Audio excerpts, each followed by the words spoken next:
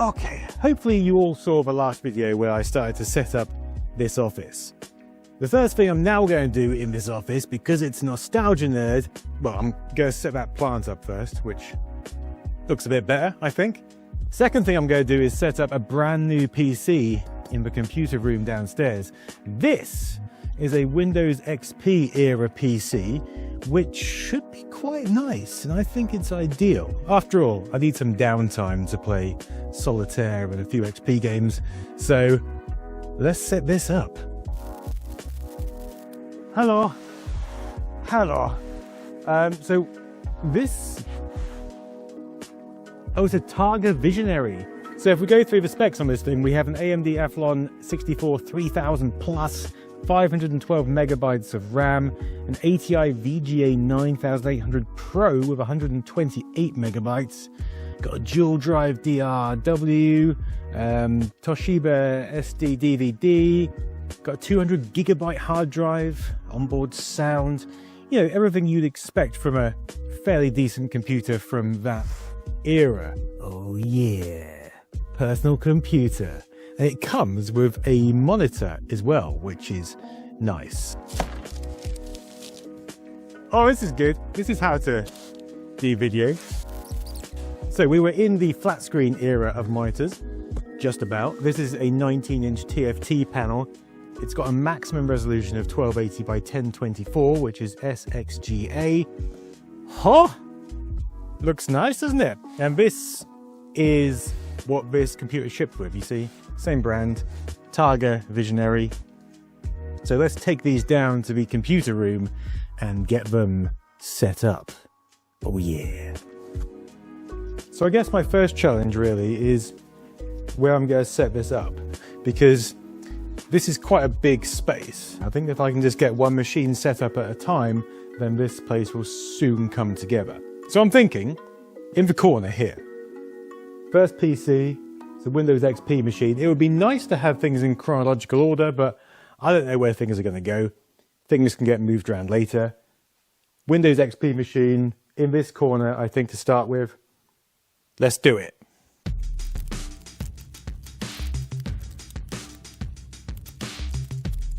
I mean, it looks a bit like a prison cell, but ignore that. This will be the perfect place for the PC.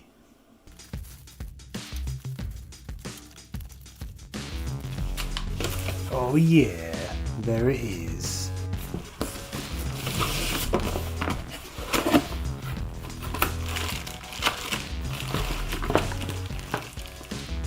Do I trust these handles? Absolutely not. Okay. It's actually quite cool.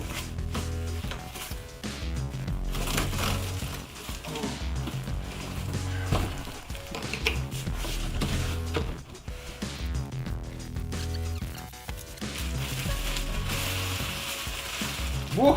Oh, static shock!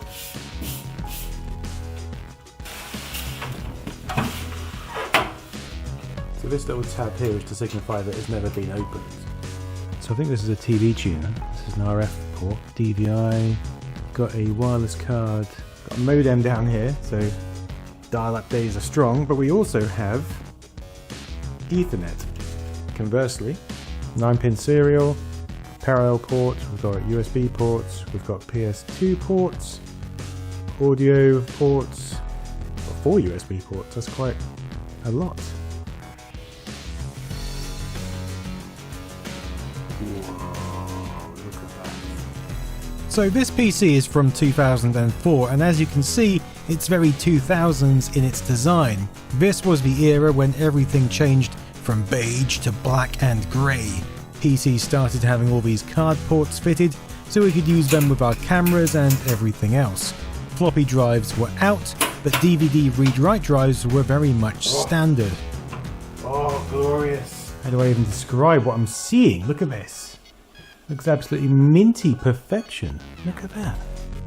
Well, I'd describe it as an Asus K8V F board with a 754 CPU socket, 800 MHz front-side bus speed, and 2 GB of maximum RAM.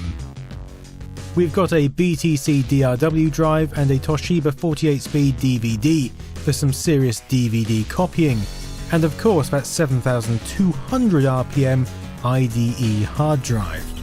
Of course, in 2004, people were shying away from big bulky CRT screens, and so we get this matching Targa Visionary monitor. This one clips straight into the stand, has built-in speakers and a standard VGA port, and a lovely usable size of 19 inches, which always looks bigger in the 4x3 format.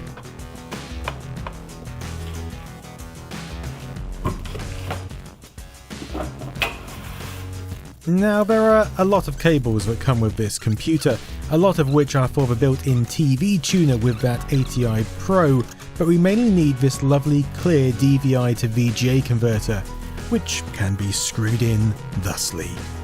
Connect up the wireless aerial, plug the power cord in, and although we do have speakers in the monitor, we do get some little separates to use as well. So power output 1 watt, 8 ohms. I'm not sure a pair of 1 watt speakers is going to be any better than the monitor, but they're here. Ah yes, the bane of all PC owners. Which jack does what? Oh, it's a wireless keyboard. Oh God, I'm not sure how I feel about this, to be honest. It's a wireless balled mouse. Okay.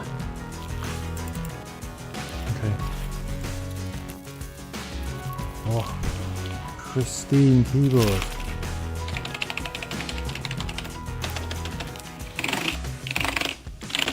That's what you'd expect from that era. Ah, okay, I need some batteries.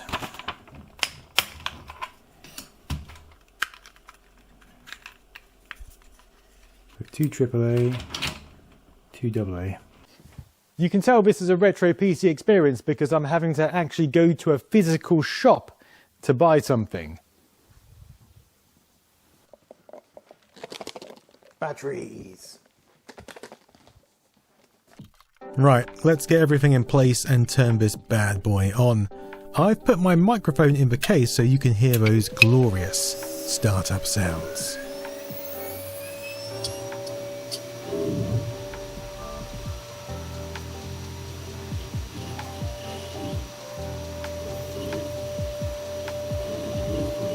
Yes, that's right, we're going to sit through the entire boot process here.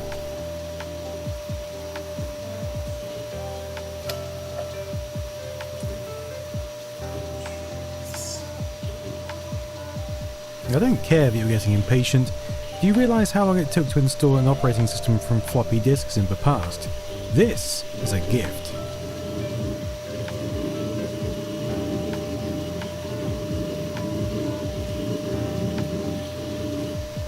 Just take in those hard drive sounds. Let it wash over you like a babbling mountain stream. Imagine starting up your first Windows XP machine. Imagine the potential that awaits you. Napster, Kazaa, LimeWire. The potential is endless. Just like you are, you can achieve anything you set your mind to.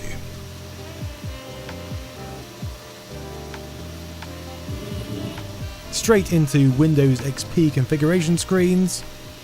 Ah yes, that wireless mouse. Wireless stuff from this era always fills me with a sense of dread and unease. It wasn't always the most reliable or nice to use. Right, time to set up Windows.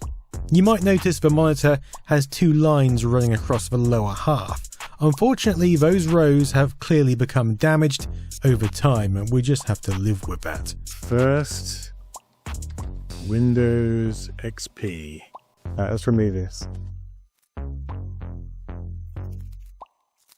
The internet connection could not be chosen. Okay, not for this time, thank you. Right, get ready. Here it comes. This is the big tamale.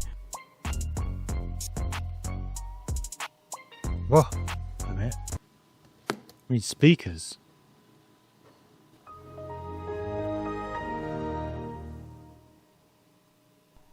Got the speakers on just in time there.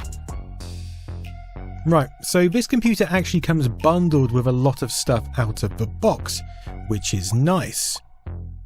But you and me, we want the fun stuff, right? So let's get straight into Windows Media Player.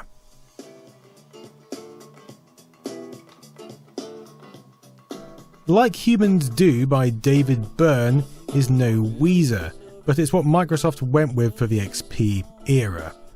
Thankfully, we do also get Highway Blues. Whoa, this one's a classic one. There we go, here's the visualizer. Is it me, or did everything just get a little more LGR in here? Oh man, I miss that on-screen visualizer so much. I could just kick back to some jazz instead directly into that all day long. Remember, you get various skins here as well, some of which are pretty damn funky. Remember when Windows was fun? In fact, 20 years ago, everything seemed fun, and that's not just for nostalgia talking.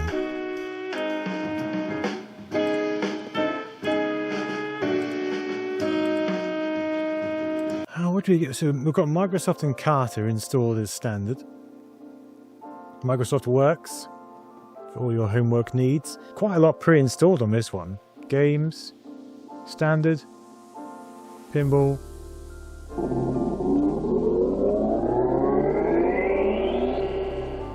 Microsoft wouldn't even dare to create a new pinball game for Windows 12. They definitely should, but they won't.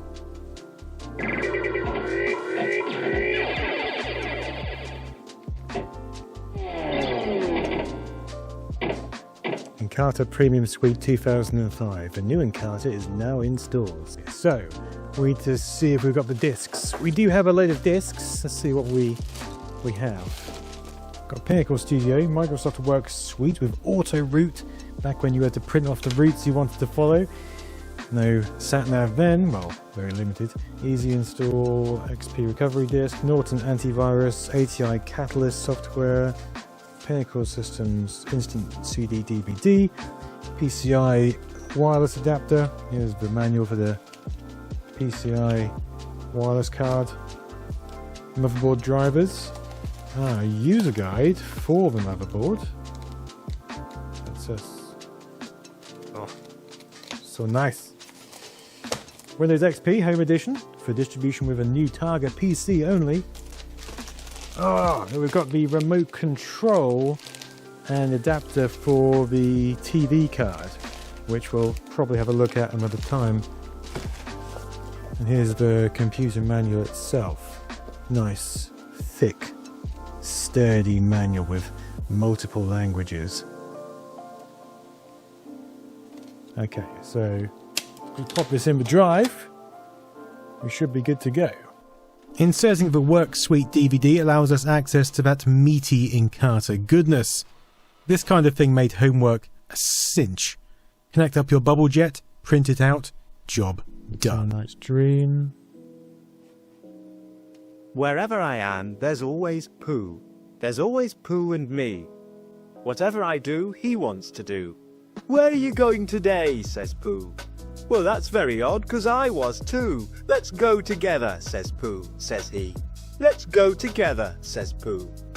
Presumably a poem written by someone who's had 14 pints and a Vindaloo the night before. Microsoft Corporation. Oh, there's Bill Gates. There he is. Apple Computer Incorporated. The Internet. Introduction to the Internet. I mean, this was our internet, back when you didn't have the internet, or you had limited access. Microsoft Encarta was the way forward. Okay, this is all good, but this area is still looking a bit prison-like around it, so I think I need to dim the lighting, put a few decorations up and make it look a bit more inviting, so let's do that.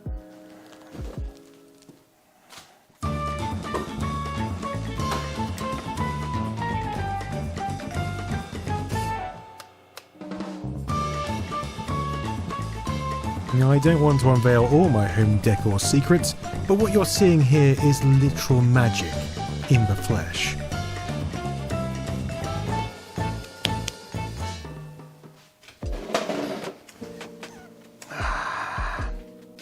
This is peak Windows XP experience.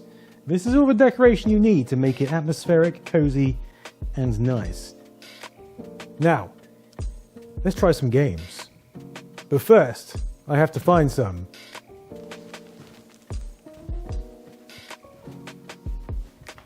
Here's some games. What have we got? SimCity 2000, any Windows XP era games? There's the Ultimate Doom. We want some appropriate games for the era. Now, what do we have here? In this bag, Descent 3. That's getting a bit more like it. Worms. It's Descent 2. Network Q Rally. What's that? Thief 2. Tomb Raider 3. Closer. So I was going through all my big box games, thinking, oh, this isn't for Windows XP. This isn't for Windows XP. And then I realised that when you get to the Windows XP era, big box games don't really exist.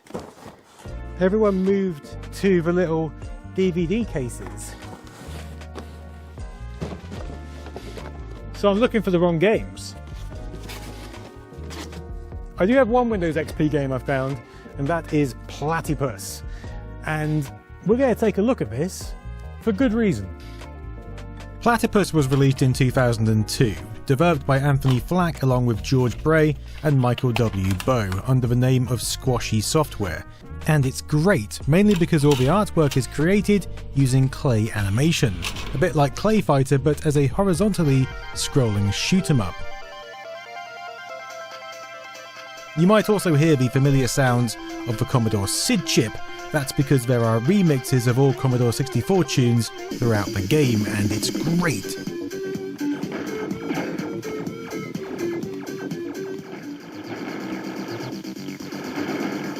What's also great is that in 2019, Anthony and Claymatic Games got the license back for Platypus, and on the 18th of September 2025 have released Platypus Reclayed across Steam, Switch, PlayStation, Xbox, Humble Store, and Epic Game Store. So big thank you to Claymatic Games for sponsoring this rather appropriate video. There's also 10% off during the first week of launch. This new version is widescreen and faithful to the original, fully reprogrammed and reimagined for today's world, with brand new handcrafted clay animation in all its glory. Just like the original, every ship, enemy and explosion is sculpted from pure clay, but this time shot in 4K. Co-op play is back, licensed retro chiptunes are back, a die-hard community contributing in-game art is back, and moddable mayhem is here for all to enjoy. It's perfect for creators, families, fans of the original, and proper shmup players who want to try the nasty mode. Honestly, it's fluid and it's addictive. The developers have done a great job, and they've also created a mod for me, featuring CRT screen enemies, which is very nice. I like. Check out the link in the description to take a peek and get yourself clayed up. Also, one advantage of the new game is that you won't have to put up with the limitations of this wireless keyboard, which can only accept 2 button presses concurrently. See, these stock keyboards are absolute trash. Right, anyway, let's go and find some more XP games to explore. So I actually found some Windows XP games, and they are in the same room as the computer I've just set up, including Doom 3, so let's give it a go. You know, I used to hate these dual cases, but actually I'm starting to warm to them. This one. You still get an instruction book, you get other little things. I don't know, maybe my standards have just dropped.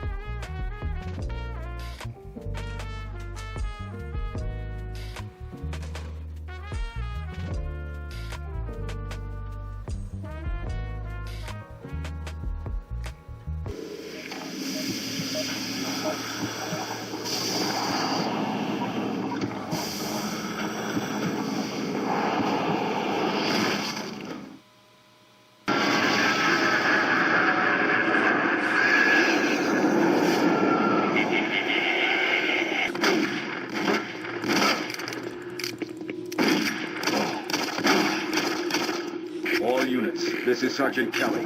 We're under attack by an unknown enemy force. Fall back to Marine HQ to regroup. Now, I actually forgot how much fun Doom 3 was. Once you get past all the story elements, at least. It's very different to the first two Dooms. You can see why people find it jarring, but it's a competent step up from the 90s and firmly puts the series into the noughties. Also, it's a good game to show off the ATI Radeon 9800 Pro's abilities. This was a fast card back in 2004, with a CPU clock speed of 380 MHz, 8 pixel shaders, 4 vertex shaders and 8 texture mapping units. The 256-bit memory interface meant fast action without 128 megabytes of RAM. And for a while this smacked anything that Nvidia had out of the window, including the GeForce FX 5800 Ultra. Yeah, how about Ghostmaster? We all played Ghostmaster, right? Remember Haunting starring Poltergeist on the Mega Drive? Great game. Well, that's essentially what this is, but more complex. And goddamn, this is actually a good game that I didn't even know existed at the time.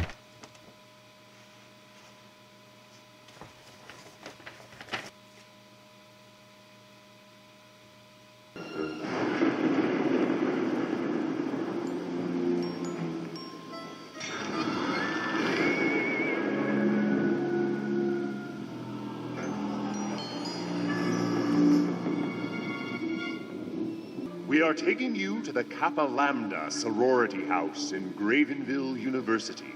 Only a small number of sorority girls are in residence at the moment, but scaring them all away should be a sufficient test of your abilities.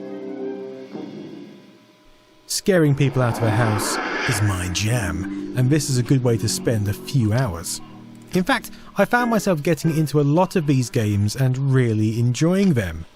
This was actually an incredibly good era of gaming, and I think it's kind of been forgotten about. Try to show them totally unnatural events. Think paranormal rather than scary.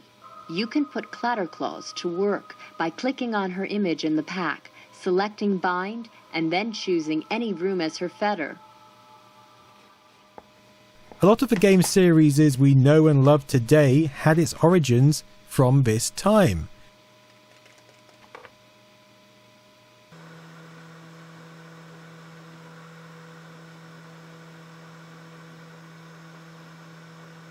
Yes, the ruins on Tega 6 are spectacular.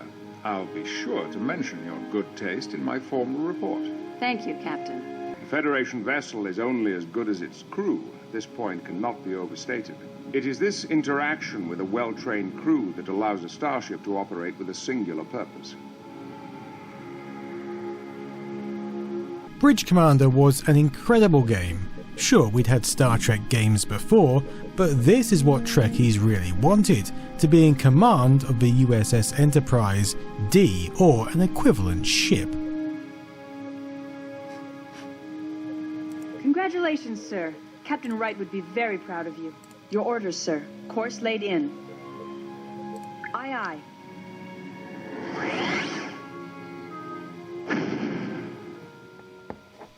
And there were also a lot of PC-only titles which a lot of people have likely never even heard of.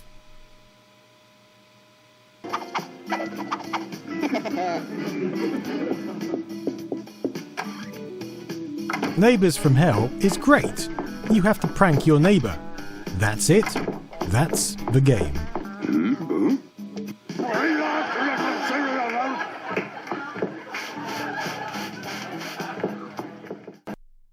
And it got me thinking that actually this is maybe a ripe era to start collecting for. You can pick up titles in these DVD jewel cases for peanuts. Local charity and thrift shops are rife with them, and for just a few quid you can find yourself in absolute peak XP gaming heaven. Plus remember, of course, XP runs pretty much all games from Windows 95, Windows 98 and even DOS.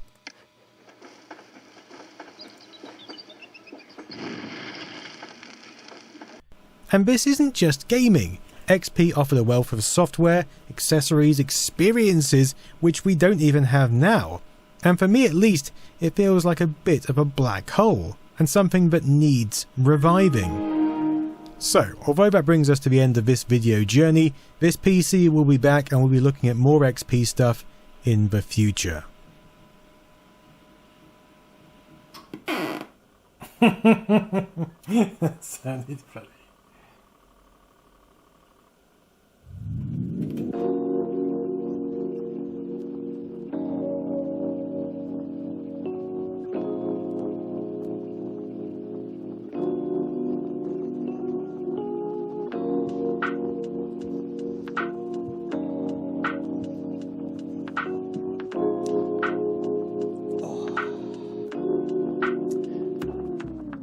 This has been an interesting video to make.